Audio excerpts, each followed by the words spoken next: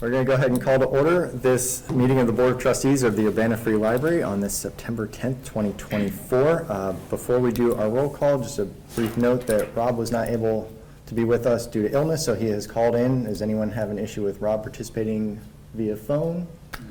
Hearing none. Becky, can we have the roll call? Yes. Darius. Present. Liz. Here. Erica. Present. Rob. Hello. Hi. Beth. Present. Dan. Present. Present. Brandon. Present. We're missing Sharice and Lynn. All right. Are there any additions, corrections, or modifications to the agenda? Hearing none. Do we have a motion to approve the agenda? So moved. Beth, and a second? Second. All right. I'm going to give Liz the edge on that one, just barely. All in favor of approving the agenda as is, say aye. Aye. Any opposed? Hearing none, we are moving forward, and first thing on our agenda is public comment. Do we have any tonight? All right. Hearing none, then we're going to jump into a couple of presentations. We've got a few from Lauren on the basic per capita grant requirements for programming and youth and young adult services. Just turn this all back on. Didn't want to make you all stare at a blue screen earlier.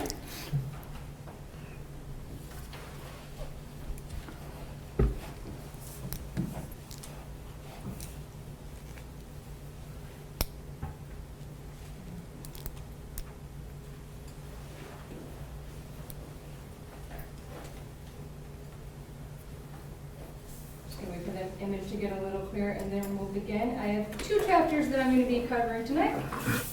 Programming and also youth services. So let's start with programming. So we need the standards for programming that are put forward. Ways we do this, we have a meeting room policy that governs the use by outside groups of both the conference room and the auditorium, and we allow groups to reserve those as long as they're open to the public and meet all the terms in the policy as well. For the library programs, we make sure our programs cover educational, recreational, informational, and cultural Sharice, I'm going to put needs. you on the table. Okay. Sorry. Sorry, Sharice is here now. Hi, Grace. And we also make sure our programs serve all ages. There is a checklist in the serving our public that is on page 30 in case anyone wants to go into that in more detail. But I'm going to use some of the programs we've done over the past year as examples for how we're meeting different items in the checklist. So we're just going to start at the top. One of the things in there is that we try to hold events in public places for those who can't make it to the library. You can see one of our outreach visits from the summer is in the top corner, and we recently have been trying some new things. We've gotten a button machine, which is what you see up there. We also have a bubble machine as well that we've been bringing to some different park district programs that kids have been enjoying quite a bit. The buttons have been popular enough that we've actually started using them in our Teen Open Lab program, which I actually have one of those examples here. And the teens are absolutely loving them. We've had to get different sizes to fit some of the things that everyone is wanting to do. Next, when we talk about educational, over the past year in November, we partnered with the university to have the first node in a public quantum computing network. So that picture in the top middle is the grand opening for that. It is upstairs if you haven't tried it. There are instructions up there. You can actually, it recreates a experiment that won the Nobel Prize. So it's very, very exciting and almost on cutting edge of science. Serving things for all ages. One of our focuses coming up has been to bring more programs for seniors to the library as well, because we've been hearing that that's a growing need from the public. We've been working with different groups. And so we started working with a couple different groups on this. The one in the corner is we've been starting to work with family services on some art programs for seniors we're doing, and held an exhibit for some art that they were doing, and also had the group get together. And it was the first time for some of them that they've been able to see all of their art together and get to meet some of the other participants. So it was also really good for social isolation. Our fairy tale ball was we had some of the highest attendance we have ever had for the Prairie Tell Ball in the last one.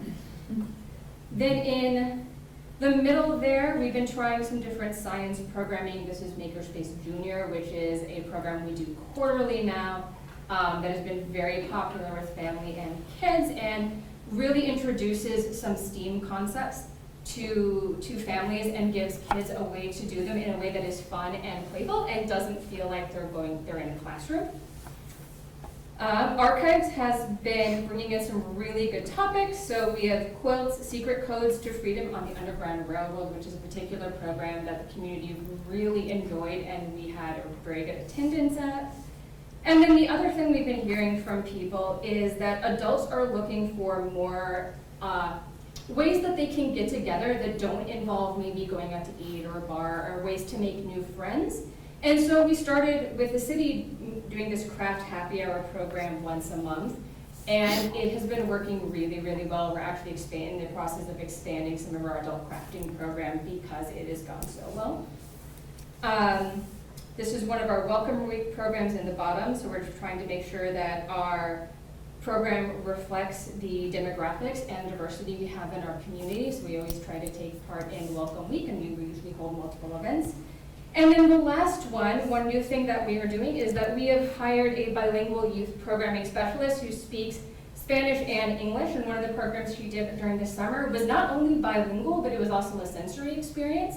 So it made our programs also friendlier to our neurodivergent youth as well.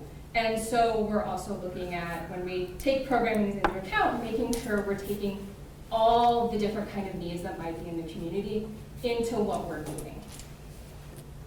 So that is everything for programs. So youth and young adult services. So the standards say that these should, youth and young adult services is 0 to 18.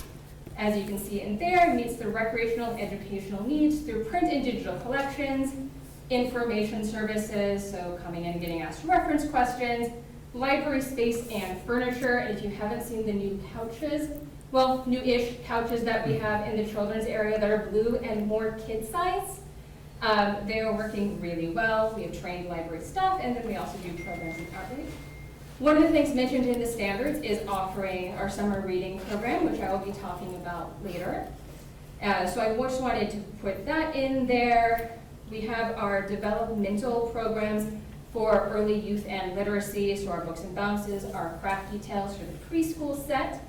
One of the things also mentioned in the standards is having toys and different things in like a play area for kids. And so these are some of the new toys that we brought in the children's area over the past year. We're constantly upgrading what we have or changing it out so there are new things based on what we see kids playing with and what they're really enjoying.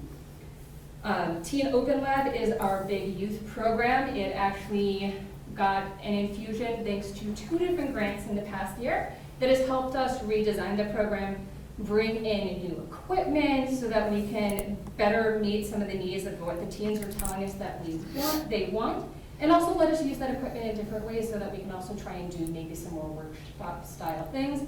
Because now instead of 4 sewing machines, for instance, we have closer to 6 or 8, which then makes workshops a lot more possible. It's hard to have a workshop with just 4 people. And then the very last thing is something that is ongoing right now. So again, this is being responsive to the needs of our little ones and their families. And changing what we're doing, we have a pretty nice world languages collection already for children where we have titles across multiple languages. We're talking not just Spanish, English, and Mandarin, but we have Korean. We know we have a number of refugees coming in from Afghanistan, so we started getting more titles in Pashto. And we have those, but everything was in Dewey Decimal, and so now we are changing it so that things are going to be organized by material type, which we're already hearing from people. We finished the process with Spanish and we're moving on to some other languages next, is already making it more easy to browse the collection and for people to find really what they need because it's grouped more by all the board books are together, all the picture books are together, which is what you're seeing in that other picture there. So those are some of the ways we're meeting the standards. And again, there's a checklist of all the standards that's in the serving our public. So you're gonna stick with me again for one more presentation. As promised, I won't talk for too long. As said, I gave a little hint where I said we were gonna talk about summer reading. Well, summer reading has just ended. And while I wait for that to reload, don't do that to me, computer. Oop. That is also, give me 1 second. For some reason that pulled up 2023. That is supposed to say 2024. So 1 moment. While I get the right one queued up, my apologies there.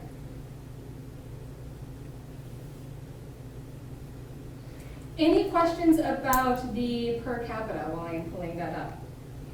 Yeah, sure. This is more just the wonky question part for me because it's been years since I've been a grammar school librarian helper. So when you said that you're organizing some of the language materials to others, but not using the Dewey Decimal System, now, are you still, I mean, for your database, do they still have Dewey Decimal numbers? So just for when you look at all the data you have on each book, you know, your title author, do you still have a Dewey Decimal number there? And you just simply are not putting them in a Dewey Decimal section of the library? That is a very good question, and I have to admit, I have not been involved in that level of detail in the process. What I suspect we are doing, and please Rachel or anyone let me know if I am wrong, is that we would have the language as a subject heading in there, but I would not be surprised if we've gone ahead and changed that call number to also make it easier for anyone who is doing the shelving because they're using the call number to tell where the books go. And so if we left it at the Dewey Decimal number, and let me back up for a second, I should have said one other thing. What the Dewey Decimal does is just says the language that it should be in. So how we had it before is it was just all the books in Pashto were together, and then it was by author, basically. Which means you could have picture books next to novels. There aren't that many novels for Pashto, that's a bad example, but still next to board books. And so if someone came in and they had a toddler and they're looking for that language, they're having to go through all of the books to pick out any of those board books. And so by changing this up, it just makes it much, much easier for parents and even kids to actually find, they can go right to the kind of book that they're looking for, and it makes it much easier for them to see it then. No, thanks. You know, I applaud that effort. You know, you're thinking of your audience and really doing things that's going to make sense to them. But then I'm thinking behind the scenes. So what does that mean for? All right, no, thanks. But I would be happy to find out from them and give the information to people to share it with you. Sure. No, it's really interesting. Thank you.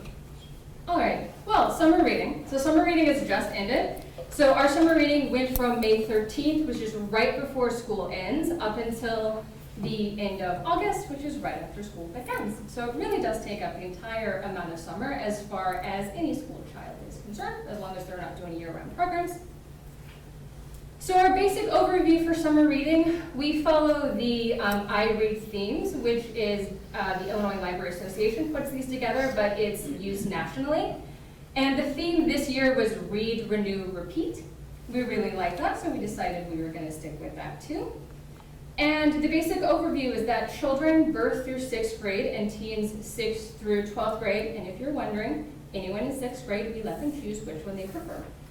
Because it really does make a difference to some of them if they can be like, I'm going into 6th grade, I am now considering myself a teenager, I want to be in that category. So we like to let them choose that. They track their reading either through a paper reading log or online through Beanstack. And for every 600 minutes that they read or are read to, they can win a free book. And for this summer, they could win up to 2 prizes. We also do summer activities, which we'll talk about in a second, and they can win another prize for that. But summer reading is not just for kids, it's for adults too. And so adults is basically anyone post-high school and up. That one we just do online with Beanstack because we find that that works best for most adults. For those who don't want to use Beanstack, they can come in and tell us, I read this many books, I want to log my reading, load it for them, nice and easy. And for that, it's every 4 books read, adults win a free book. Again, up to 2 prizes, and we have summer activities. And if they complete the summer activities, they earn a vinyl water bottle stickers, because those are really popular right now. And what the activities do is Beanstack has many libraries that it works with to offer these sort of reading programs that people can do their system through. And what they found is if you offer these sort of engagement activities, it increases the amount of time that people spend actually doing the program, and it will increase your overall completion rate, how many books people will read, and how long they'll actually complete summer reading. And since we've started doing that, we have found for ourselves that that really does work. And people like it. We tend to do fun things like go to a library program as an activity, or we want people to relax, so go outside in the sun, take a walk, visit a park, do something you've never done, have a 5-minute dance party, whatever that means to you. Just to encourage people to do a little bit of self-care and to maybe engage with the library in a way they haven't done before. One thing that was different about this year is that summer reading also coincided with our 150th anniversary reading challenge. And if you participated in one, you could count it towards the other. So we have 2 of those. These are still ongoing. The reading challenge, as you can see, is the same start date, May 13th, through the end of June 2025, because that is really our 150th. That's our full year celebration. So track reading online. They can win special anniversary prizes. I've got some of the I just blanked on the word, lapel pins, that's what I'm looking for. Right here, I know I saw at least one of the bags in the room as well. And there are also a wide variety of special prizes for kids too. And then we have a super user challenge as well, so that's that activity challenge I was talking about, but much more specific to just library focused, and really encourages people to take advantage of everything the library has to offer, from archives to asking questions to going, why are you living at a free library? Why isn't it the public library? And to really get to know the library on a deeper level than some people do. So overall statistics for summer reading this year are up here. I do have to say, I just learned that for adults, our home delivery patrons who can also participate in summer reading, those numbers have not quite been collected yet. So the adult numbers might go up by as many as 60 people. Because when we have someone from home delivery who participates, they tend to complete the entire thing. So what you're seeing here is just comparisons to last year. The biggest difference I will point out is last year the splash programs at Leal and King participated, and a lot of them, we had over 200 students participate.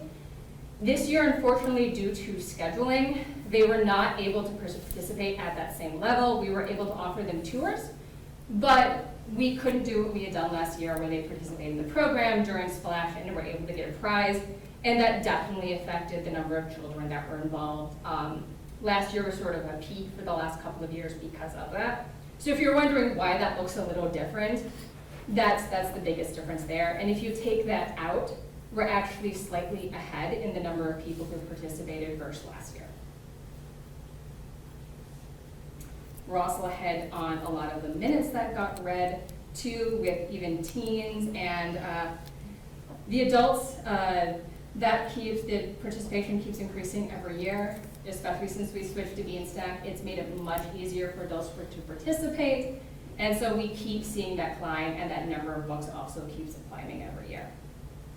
Okay, so some program highlights. So what are the summer programs we do with summer reading? Well, as I said, we hired a youth bilingual programming specialist, and so the first one there, with all the stuffed animals, we did a bilingual stuffed animal sleepover night, where kids could come and bring their stuffed friend, who then spent the night in the library, and they could return in the morning. We had a story time for them that night, and they could get a picture showing them what their friends got up to. And so this is a picture of some of the stuffed friends and what they did.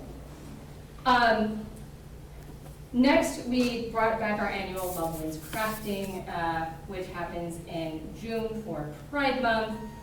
We always get a really good turnout for this, and I just wanted to show you one of the different crafts we did there. We also had more of a focus on offering tours, especially for kids this year with classes. So this is one of the next generation classes that came in, and you can see they all made a craft and got a story time, and they have the little masks.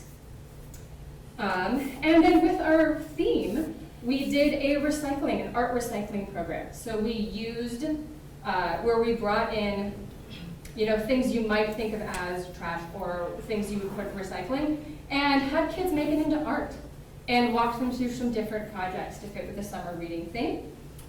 It was also the 150th anniversary, so those bottom two pictures are from our birthday party. We had over 600 people come to that event. It was a lot of fun. Yes, there was cake because it was a birthday party. But I just wanted to give you a little idea of what the crowds looked like. We did several different programs to give people an idea of different programs the library's done over the year. So one of the pictures there is a sample of a story time that we offered for it. And then we were also able to take part in the Ngoma African Festival. And so we had a musical performance with drums that is there as well. We also tried to work with different groups. So in addition to Ngoma, we had Beads Through Harmony, which is a community crafting project. So each of those little squares, we were the inaugural location. People could come and make artwork through beads, and this was a Urbana Arts grant project, eventually that is going to turn into a bigger piece. So that is just one of the examples of some of the things that happened there. In the corner, you have the Neuron, another Urbana Arts grant project. We worked with the Genomic Institute, the Carl Lewis Genomic Institute, and we will bringing in some programs that melt together science and art. So again, we're trying to do some of those STEAM themes too with kids, but also some for adults too. Just to broaden people's horizons and give them some different things to do. And then we had some programs that were just really fun that I wanted to give you just a taste of the different kind of things we did. So we had a superhero academy. As you can see, we have someone flying through the sky, a superhero academy, practicing their flying. Down in the corner, we had our jump into science with astronomy, and kids were able to make different planets, and then they had to figure out in the solar system how far those planets actually were apart in the scale of this room, which was a lot of fun to see. We've also been doing more of a push this year for outreach, which I'll talk about a little bit more. I'm trying some different things for that. So in that bottom picture, that's a read at the market, but you'll notice that wheel at the bottom. We really tried to highlight archives this year when we went to the farmer's market. Because a lot of people there, they already have cards, they already know that we offer books, but not everyone knows about the archives and all of the things they can get there for local history. So we had questions that people could ask that pertain to local history on the wheel, and then they could try to win a prize. So we've been trying to highlight some different things. And then we had, of course, our end of summer year program, which is where you get some of this chalk art from that people did. We had a bash a couple weeks ago with a number of families who came just to help celebrate the end of summer reading, and they got to draw all over Cherry Valley. So this is kind of the breakdown for what the program statistics look like from month to month in the summer. This is pretty normal. Some of the months were a little lighter, but as I said, we really try to have a bigger emphasis right now on outreach, on getting out in the community more. So we were getting back into trying to visit all of the daycares that would let us in. So we could see the kids there and also share with their families how we could help them in the library. We started doing tours with different groups as well. So while it looks like for some of those months we did slightly fewer programs, we were also out in the community more, and that doesn't always get reflected in just those numbers. Because we ended up doing 37 different outreach events throughout the summer, and that's just the May 13th to end of August time period. And then I want to thank all our donors, because we wouldn't be able to do this without the help of different community groups. So for our children's program, when they get their first book prize, they also get a coupon booklet. And all of those coupons are donated by different local businesses. So these are the different businesses that gave us donations. We actually got quite a bit. Some of them are new. Ginger Ales was new, the Big Scoop was new. And then of course the Friends of the Urbana Free Library, we would not be able to afford any of our book prizes without their help. So I want to make sure to acknowledge them as well, because they fund all of the book prizes that we offer for the summer reading program. So any questions about summer reading? Well, wonderful. The only last plug I will do is if you have not started doing the 150 reading challenge, or you've done it for a little bit, and then life got in the way, that is still going on for months. So don't worry, there's plenty of time to finish it. And we are hoping to announce our winter reading dates coming up pretty soon, because we'll be doing winter reading next as well. Thank you so much. Great. Thank you so much, Lauren.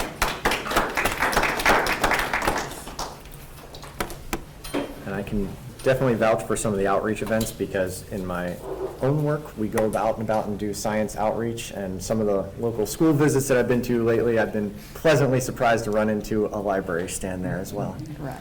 So that's awesome. All right, next up on there, 6.3, this is an update on the executive director search process. So this is something that myself and Glenn have been meeting with Dawn and Celeste to try to get this underway for the purposes of, the time involved, the amount of expertise that it requires, and making sure that we have a broad enough reach for this. We felt it was important to kind of go outside of our little group here and actually look for a professional executive search firm that does this. So one of the things that will be on the action items later on is approving the RFP for that search firm.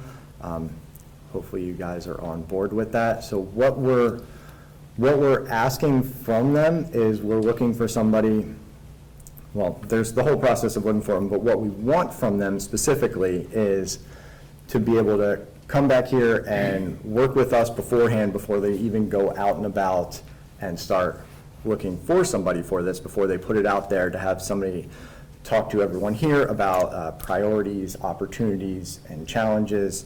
And when I say talk to people here, I mean not only the hiring committee, like the board, but also the library staff, talk to the community as well. How that's going to take place, I don't know. That will be a discussion with the firm once we have them, as far as whether that's like direct talks, having like a big open meeting, an anonymous survey. We'll talk to them to find out the best policies or best ways to go about that. But we do want to make sure that all of those people have input in that process. The next step would be, they would be in charge of sending everything out and doing the initial screenings, providing us a summary of that. But when it comes to the finalist, that would be coming back here, and that's one of those things where I envision at least something that would be along the lines of an academic search, where the finalists come here, they talk to us, they have a face-to-face interview, they talk to the board, they talk to the staff, they talk to the managers, they get a tour of the library, and everyone provides some feedback on that, so we hear from all parties involved. Yeah. I said Glenn was the other member on that. Unfortunately, Glenn is traveling for business today. He was not able to be here, but he did send in a brief statement that he wanted me to read, stating that I've been participating in discussions with Dan, Celeste, Dawn about our next steps in the search for a new TUFL director, and helped review earlier drafts of this request for proposals for an executive search firm. Having read this version of the RFP carefully, I think it's ready to be circulated, and I'm especially happy with the prominent inclusion of the library board, library staff, and community members in process of its earliest stages. I think this simply and clearly stated commitment is a very good public response to the great amount of community feedback we've received specifically about staff involvement. That full RFP is in the board packet. Hopefully you guys have had a chance to look that over. If there's questions or comments on that, happy to answer anything. Are there any particular firms in mind as of yet, or are we not that far along in the process? No. So the way that this process will work is, assuming this is approved tonight, it will actually be sent out tomorrow. Those firms, or anybody interested in it, will have 2 weeks to get back to us with any questions they might have, like clarifications on there. And then 1 month from the date that it's sent out is the close date for that, and then we'll review everyone that has submitted for it. Thanks. Yeah. All right. Moving along, next is the consent agenda. Before I ask for a motion or separation on that, I'll go ahead and read that. I always got to gather my breath for the long breather. All right. The consent agenda includes board meeting minutes of August 13th, 2024, payroll for August 23, 2024, totaling $129,720.45. Payroll for September 6, 2024, totaling $129,111.09. Bills for August 15th, 2024, totaling $26,128.90. Bills for August 22nd, 2024, totaling $91,121.91. Bills for August 30th, 2024, totaling $16,232.20. And bills for September 5th, 2024, totaling $77,374.80. Does anyone have a request to separate any of those items out? Hearing none, do we have a motion to approve the consent agenda? We'll move to approve the consent agenda. Sharice, and do we have a second? Second. And Brandon. All in favor of approval of the consent agenda, say aye. Aye. Any opposed? Consent agenda is passed. Individual items. First up on there is we have Resolution 2024-12 to thank Brandon. This is his last day with us, so I'm going to go ahead and read through that one. The resolution to thank Brandon Mason for his service, whereas Brandon Mason has been a trustee of the Library Board of the Urbana Free Library since August 2023 and has been a member of the nominating committee since September of 2023, whereas during his tenure, the Urbana Free Library celebrated its 150th anniversary, created a full-time bilingual programming specialist position, updated the strategic plan, participated with the University of Illinois in the first publicly available quantum network, held the largest fairy tale ball ever with over 1,800 participants, held a very successful eclipse party, handing out over 1,000 pairs of eclipse glasses, participated with the University of Illinois in putting together a 60,000-piece jigsaw puzzle, that was fun, contracted to revitalize the library's outdoor spaces, and approved a building program. Now therefore be it resolved by the Urbana Free Library Board of Trustees, Urbana, Illinois, as follows: recognition and thanks. Board of Trustees hereby recognizes and sincerely thanks Brandon Mason for his service to the Urbana Free Library and its residents as a Board of Trustee member. Thank you so much for all of that. We were very sad to see you go early. I know you had plans to stay longer with us, but life sometimes pulls us in a different direction. But we were very glad for the time that you had here with us, Brandon. Appreciate it, thanks. Do we have an official motion to approve the resolution for Brandon? Moved. Erica, and I hear Rob as a second on there. All in favor of the motion say aye. Aye. Aye. Any opposed? Brandon, once again, thank you for everything. Thank you. All right. And another thank you, I believe. I'm going to run out of breath here for sure. Resolution 2024-13, a resolution to thank Celeste Mutos for her years of service. Whereas Celeste Mutos has been the executive director of the Urbana Free Library since April 1st, 2014. And whereas during her tenure, the Urbana Free Library celebrated its 140th and 150th anniversaries, approved a strategic plan and building program, partnered with the City of Urbana on the MCORE project, updated language and library policies and procedures using an equity, diversity, and inclusion lens, implemented the automatic renewal of materials and went fine-free, started the seed exchange and greatly expanded the Library of Things collections, accepted archives and created online access to the News Gazette and Chanute Air Museum collections, received an ARPA grant to create full-time bilingual programming specialist position, and whereas the library supported its community and staff during the COVID-19 pandemic by opening the Lewis Auditorium to host elections while the rest of the building was closed, making phone calls to home delivery patrons to help with isolation and engage with the community, loaning sewing machines to community members to make masks that were donated locally, loaning a 3D printer to the university to make personal protective equipment for essential workers, providing new patron services such as curbside pickup, e-library cards, book bundles, and take and make craft kits, offering virtual programs for a variety of ages, increasing staff benefits, including paid COVID-19 leave, paid bereavement, and paid sick leave for hourly employees, and paid parental leave for qualified employees. And whereas the library has deepened relationships with other community organizations to serve Urbana residents by creating an intergovernmental agreement with Urbana School District 116 to allow students and qualified staff to check out library materials, partnering with Cunningham Township Supervisor's Office to provide greater access to service for their clients, as well as offering library cards to people the township has vetted as being without a home while residing in Urbana. Partnering with the City of Urbana Arts and Culture Commission, the Urbana Free Library Foundation, Cunningham Township Supervisor's Office to create murals on the side of the township building. Partnering with the Friends of the Urbana Free Library to purchase needed equipment such as porch awnings and auditorium tables, and partnering with the University of Illinois on the first publicly available quantum network. Now therefore be it resolved by the Urbana Free Library Board of Trustees, Urbana, Illinois as follows. Recognition and thanks. The Board of Trustees hereby recognizes and sincerely thanks Celeste Mutos for her years of service to the Urbana Free Library and its residents as Executive Director. And I think somebody has a little something there. Yay, yay. So much thanks for that. Let's make it official first, I suppose. Do I have a motion for that resolution? Beth, and a second?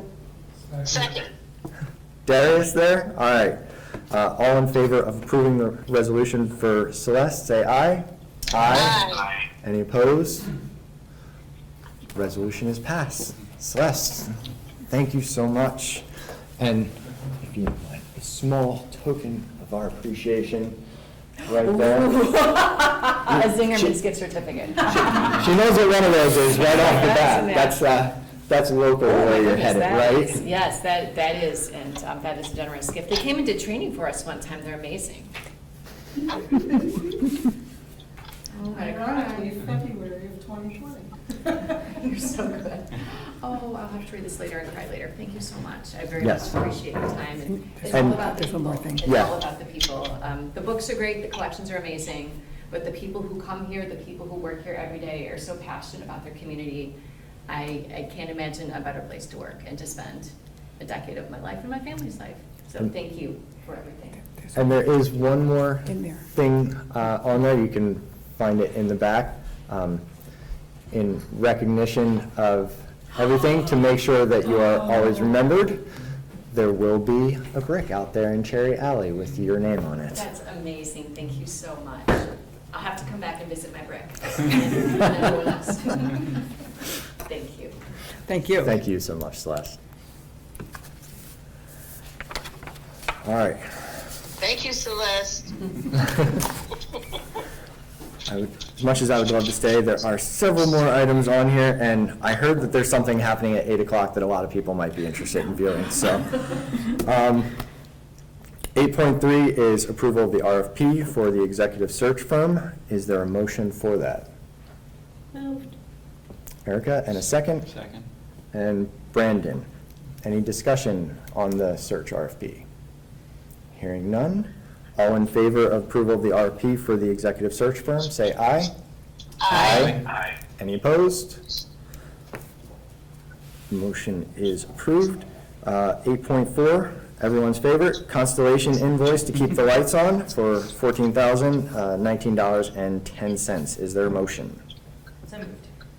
Liz, and a second. Second. And Beth. Any comment? All in favor of approval of paying for the lights, say aye. Aye. Any opposed? And the lights stay on. My favorite. 8.5, there's, next couple are updates to some of the bylaws and the policies. The bylaw one is a pretty simple one. Most of it is just, I think, of inclusive nature, is changing his and hers to theirs. Yep. Is there a motion for update of the bylaws? So moved. Darius, and the second. Second. And Brandon. Any discussion on that item? Hearing none, all in favor of update of the bylaws, say aye. Aye. Any opposed? Hearing none, bylaws are updated. 8.6, updating confidentiality of records policy. To the best of my knowledge, that one is literally just updating the dates, because it has to be checked every 3 years. So no other changes, just moving it along. Is there a motion for that? Move to update the records. Sharice, thank you. Is there a second? Second. And Brandon. Any discussion on records update? All in favor of the motion, say aye. Aye. Aye. Any opposed? Hearing none, the policy is updated. Next one is updating the policy for drug-free workplace. Once again, that is changing dates every 3 years, and one small tweak in there, because I think since the last time we changed it, there are some substances that are now legal throughout the state. So where it said alcohol before, it now says alcohol and other intoxicating substances. Is there a motion to update the drug-free workplace policy? So moved. Beth, and a second. Second. And Sharice. Any discussion on there? Hearing none, all in favor of updating the drug-free workplace policy, say aye. Aye. Aye. Any opposed? Policy updated. And the last one is the nepotism policy, which basically says don't. Once again, that is just dates, moving the next 3 years along the line. Is there a motion for that one? Rob, and a second. Second. And Sharice. Any discussion? Hearing none, all in favor of updating nepotism policy, say aye. Aye. Any opposed? Policy updated. And last on the action items agenda is an amendment to the FY25 budget. A few things on there is moving a little bit of funds around for legal services, recruitment expenses, changes to salary and wages. I hear there's somebody we don't have to pay an executive salary to for a little while, and updates to our investment income, which have improved, which is always nice. There's also one small change in the director's report as well. Oh, sorry. That was, Switching money from other supplies to library program supplies thank you. to replace a program book card. All right. Is there a motion for update of the FY25 budget? Moved. All right, Erica and Liz. Any discussion on those items? Hearing none, all in favor of the budget amendment, say aye. Aye. Any Aye. opposed? Hearing none, the budget is updated. I don't think we have a 9 on there. Any discussion items? Somebody please correct me if I'm wrong. All right. In that case, the reports from the liaison officers. Liz, anything from the Friends? We're in between book sales, so I really don't have anything from the Friends. The Library Foundation, the last time was also the library's last time to meet with Celeste, so there was a little bit of a goodbye celebration there. Some discussion of the fiscal year 25 fund drive, and then working on figuring out some gifts and acquiring them for donors for different donor levels. I don't think there was too much else on that one. Rob, anything from IHLS? Nothing to report at this time. All right. Any admin reports? Working on getting everything ready for Rachel as she starts her interim executive director position. I'll stay on as an hourly employee for a couple of quick minutes so that we can tie up a couple of loose ends and be available for any questions. Audit season's about to begin, so that'll be a small thing, no benefits, just some hourly work to close up a couple of loose ends of projects. All right.